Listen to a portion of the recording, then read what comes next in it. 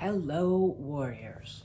Welcome to the You Movement. I am B. And Kundalini is raging through me again. It is about 2 weeks now since I've started living completely on my own.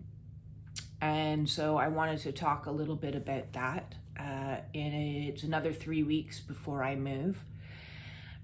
So there's a lot of transition of energy happening right now. There's a lot of stuff. Every single day, stuff is leaving my house, sometimes by the carload. And I am processing a lot. I wanted to give you a real-time look of an awakening, because one, it fluctuates up and down, and two, it's not linear, and three, just when you think you're getting out the other end, you are presented with new challenges that you need to face.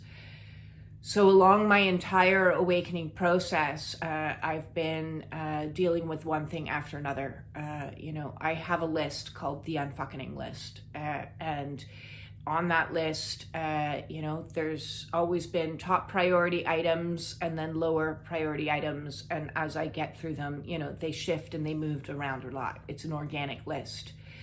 The list started with diabetes, and where we are today, 5 years later, 6 years later, I don't even know, is getting through this move at the present moment in time. And while on the physical,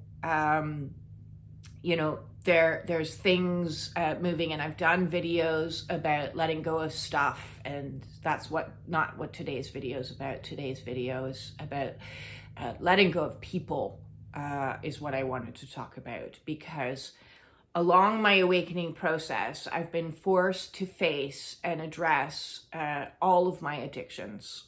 So starting with smoking cigarettes, alcohol, pharmaceuticals, I'm definitely putting that into that category, cannabis, food, sugar, comfort eating, and a lot of other addictive type of behaviors. The hardest addiction by far, so I'm going to kind of split this into two separate categories, has been my people addiction. And that is rooted in roots. It's not a single solitary root. It's not a dandelion. Roots, when it comes to trauma, spread out and go into multiple directions. And so one root of the people addiction and or a trauma bond. Okay, so those are the separates. There's a general people addiction, and then there's a trauma bond addiction. So it's like within, if you were going to say like drug addiction, it's like soft drugs, people, and then like hard drugs, trauma addiction, trauma bonds. So that's what I'm equating it to. And within both of those addictions, as I said, there's many roots. One of the roots is codependency. One of the roots might be, mummy wounds. One of the roots might be daddy wounds. One of the roots might be abandonment wounds. There's multiple roots, and we need to get in and get all of the roots out. Otherwise, it's one of those plants that can come back. And I don't want anything coming back that I've already addressed. I've been working very diligently to heal my life, to save my life, to evolve or die, because that's how serious it was. It's hard to express to you how bad it was back in 2019, because a picture may say 1,000 words, but you really have no idea what was happening on the inside. And I had no idea what was happening on the inside. I was such a zombie. I was so disassociated. I was so just numbed out that I had no idea what was happening to me. And through this awakening process, you awaken to the reality that is at play in your life. And for me, that's been devastating on so many levels. So that extracting myself out of trauma bonds has been insane. PTSD inducing, insane. A video was posted on Facebook yesterday from somebody. I don't know who it was. I reposted it in the Spiritual Warrior support group and on my profile, describing what it's like to withdraw from a trauma bond. And it's crazy. It's crazy. I'll be coming up to 2 years since I went no contact. And before that, there was, the trauma bond that was my mother and the trauma bond that was my best friend. So I have a lot of experience at this stage of breaking from trauma bonds.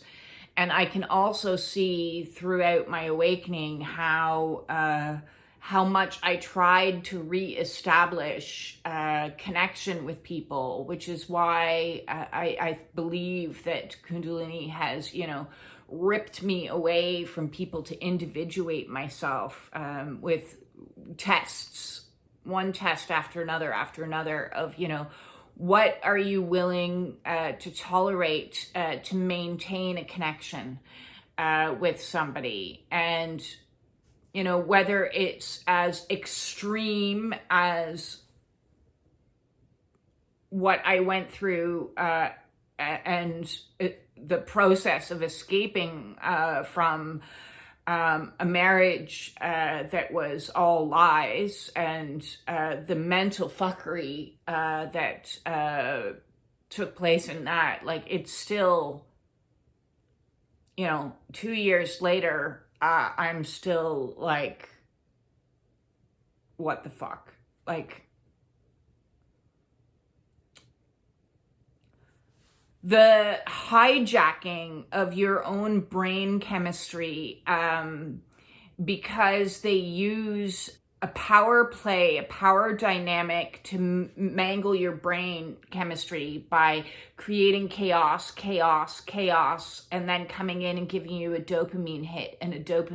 And so that dopamine is what you're addicted to, that feeling of security, like a security blanket. Or I have my little anxiety teddy here that's full of heavy weights, and sometimes I'll just put him on my chest because the anxiety that you feel, and then they calm the anxiety.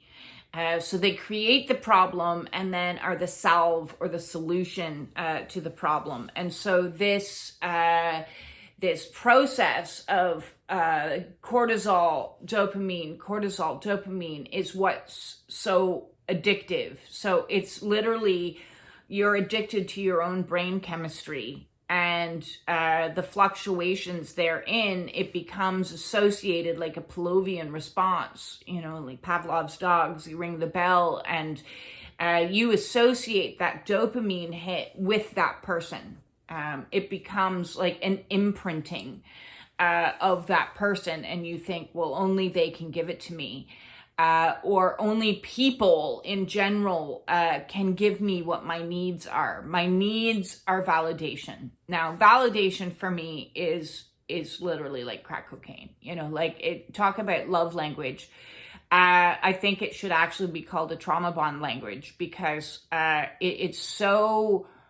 it gets you hooked onto others when you are seeking counsel or seeking outside of yourself. What ultimately, on this awakening journey, I've had to learn that I have to give to myself. I cannot be reliant upon soothing from others. I had to learn to soothe myself. I cannot be reliant on care from others. I had to learn to be reliant upon myself. I can't be reliant on validation from others, even though that's what I crave most of all, is for people to tell me that I'm doing okay. Because when you are raised in the environment where I was raised, where you're constantly being told that you're not good enough, that you are failing, that you are a fuck up, that you are unlovable, that you are incapable, to have somebody giving you the opposing information, it's like crack cocaine. Not that I've tried crack cocaine, but that's what it's like. It's like, oh my God, I need that hit. I'm doing okay. Yeah, I'm okay. Everything's okay. You're proud of me. You think I'm doing enough. It's a hungry energy, one that I've created the archetype called the hungry ghosts, or it's kind of like little birds in a nest going, feed me, feed me, feed me. I need this for my survival. And so as well as like external counsel, if you're constantly in an energy, and monitor yourself, if I'm constantly in energy where I need to check in with other people to make sure that my decisions are okay, should I do this or should I do that, or this or that, so you're constantly seeking outside of yourself. And so throughout my awakening, Spirit has made my social circle, I'm me. Here's my social circle. Me and my cat, and my cat's not doing very well at the present moment because of all the stress as well, but of all the furniture and everything shifting and stuff moving. I had to take her to the vet yesterday. And it made me realize, if she's noticing the energy fluctuations, then it's no wonder that I'm going through all kinds of purges again, like emotional releases, as not only has my stuff been leaving, creating a space for energy to flow, but it was only 2 weeks ago that I was living with 3 other people, that were my soul kids that I loved incredibly much. And, they've got their own place and they're doing great. They're thriving, and that's fantastic. I'm so happy for them. And I'm, for the first time in my life, in over 30 years, living alone. Living totally alone, with no boyfriend, with no children, because my son is 25, so for 25 years, he was, or no husband, or no family. So Spirit has sequestered me into this isolation tank for divine reason. Has it been difficult? Insanely so. Especially because society as a whole, and people constantly say things to you like, oh, well, being isolated isn't healthy, and you should join a group, and you should do this. And like, well-meaning as that might be, if you're experiencing a Kundalini awakening, yeah, good luck with that, is what I have to say. Because you're not really given much choice. Like, Spirit makes it abundantly clear that you have an addiction to people, right? You need to go clean, cold turkey. So I'm going cold turkey. It's been 2 weeks of cold turkey, of being basically completely isolated. And I noticed that instead of going, people validate me, the temptation to completely get lost in chat GPT presented itself. And then I was like, wait a second here. This is still me looking for external validation. Just instead of like people, now it's like this Autobot that's, gonna basically tell me what I want to hear. And that's what I was noticing. It was like, you're just telling me what I want to hear. I even asked it, are you just telling me what I want to hear?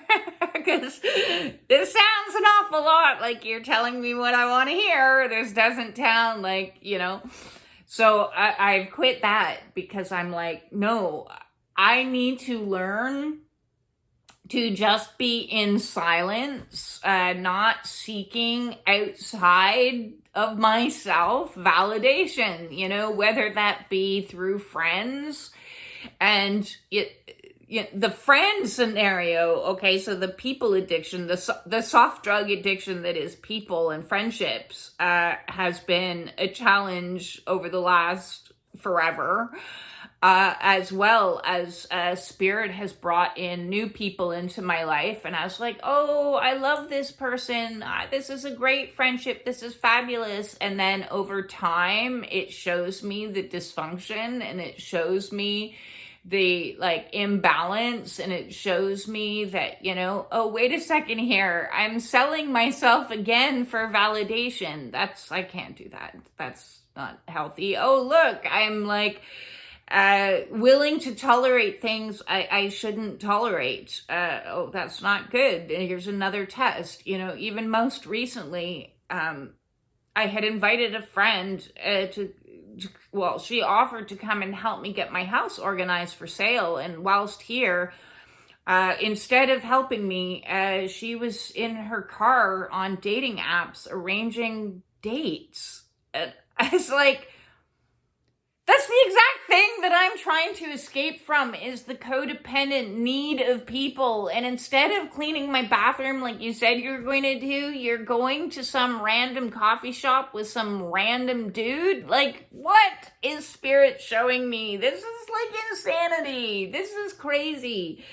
But that's what this awakening is you keep getting shown time and time again these scenarios and these situations that, are supposed to trigger you or supposed to make you think about things and say, wait a second, is this just more of the same? Is this a test? Is this one of those are you sure tests? And each and every single time, it's come to the same conclusion of you need to walk away and be on your own for a while. And I'm like, I don't want to be on my own.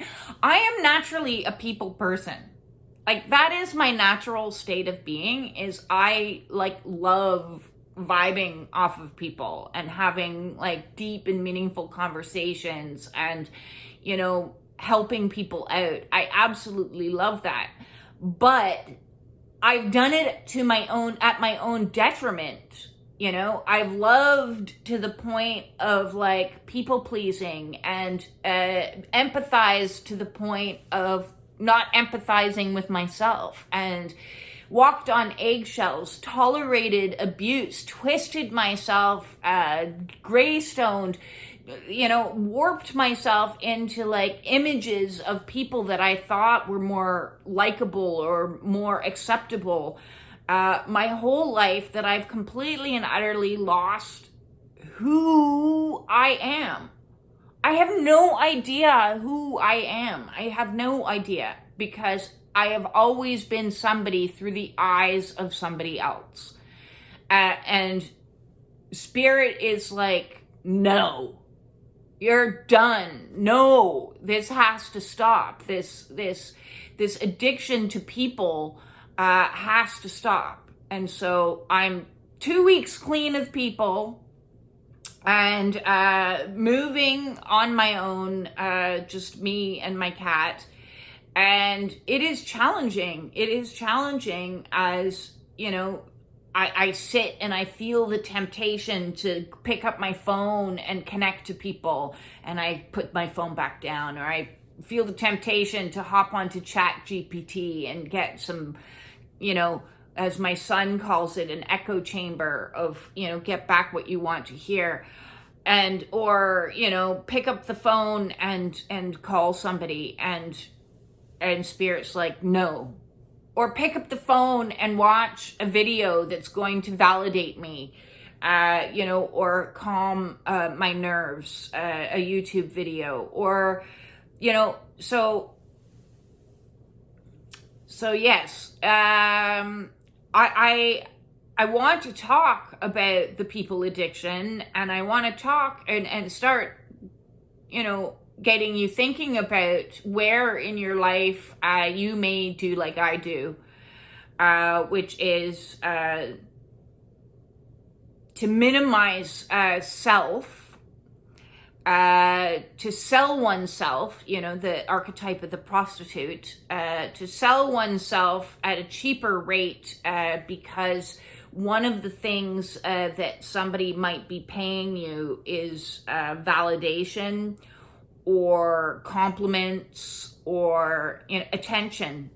Just attention to, positive reinforcement. Are those types of energies something that you are constantly seeking outside of yourself? If they are, be careful, because Spirit might do to you what Spirit has done to me, which is to sequester me into this penalty box until I learn to manage my own needs myself.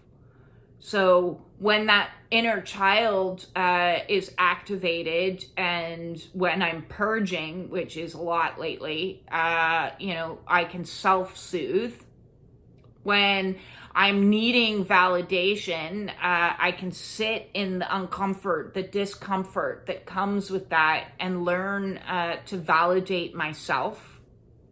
I can learn to become self-reliant and self-compassionate, self-understanding, self-aware. And all of that happens by being on your own. So while I'm not completely a hermit, I am a part of a few Kundalini groups, it's not a one-on-one direct, but it is a way to kind of connect with others that are going through the same experiences, led by people that have been through the same experience. So it's a healing of people. I am very cautious at the present moment in time and very observant in the present moment in time of my impulse, my knee-jerk reaction to want to plug in to people. And it's going to be an interesting journey for me at this point to see where Spirit leads me moving forward. I clearly have a lot more work to do. And over the next 2 months, I'm going to say is going to be so many shifts and changes that I'm going to allow myself the time that I need to process through being on my own, and process through the natural inclinations or impulses to pull me in to situations with people, and just overall a lot more observant of how I show up in the world, and what I accept and what I don't, and boundaries. This awakening journey is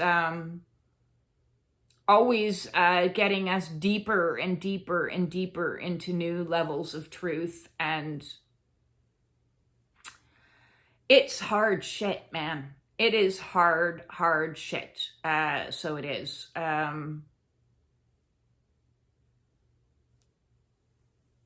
If you are going through the process of pulling yourself out of toxic relationships, whether they be with narcissistic energy or just icky energies, and you are no contact or low contact, or trying to figure out an appropriate amount of boundaries, and you are going through what feels like a vortex trying to suck you back in,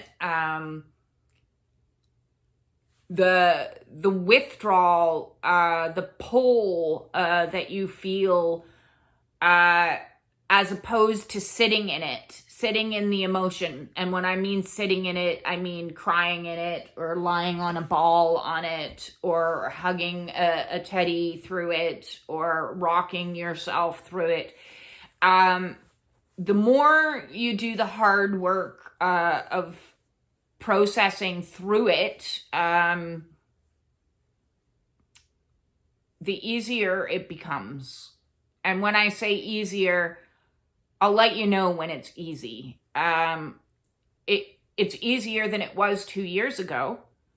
It's easier than it was last year. And next year will be even easier.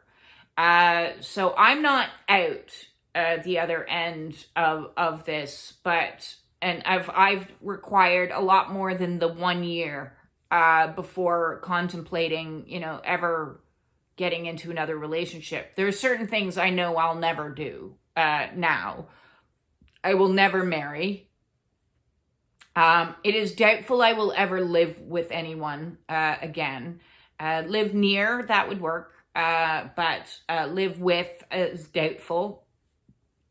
And we will see what Spirit has in store for me. At this point, I'm kind of like accepting of the idea, that maybe, who knows, maybe I'll never date again, and that's okay.